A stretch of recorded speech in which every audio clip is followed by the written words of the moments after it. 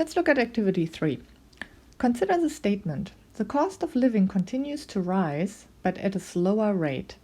Explain what the statement means in terms of a function and its derivatives. Sketch a possible graph of a function representing the cost of living. So let's give the cost of living a function name. So let's say C of t is the cost of living in terms of time t.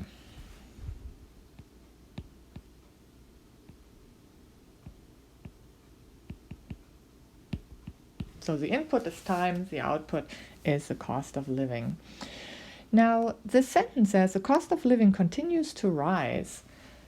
So the first part, the cost of living continues to rise, is telling us that the function C of t is increasing. And if a function is increasing, that means that its derivative is greater than 0. So that is the first part. But then the second part says, but at a slower rate. So while the cost of living is increasing, the rate at which it's increasing is slowing down. And so that is telling us that C prime of t is decreasing. And that, in terms of derivatives, tells us for the second derivative is less than 0. And if we go back and remember, what does that mean? Second derivative being less than 0 also tells us something about the original function. It tells us that the original function, or the graph of the original function, is concave down.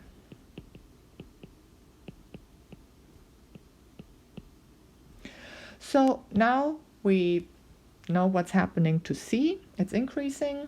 So C prime is greater than 0, but C prime is also itself decreasing, and so C double prime is less than 0.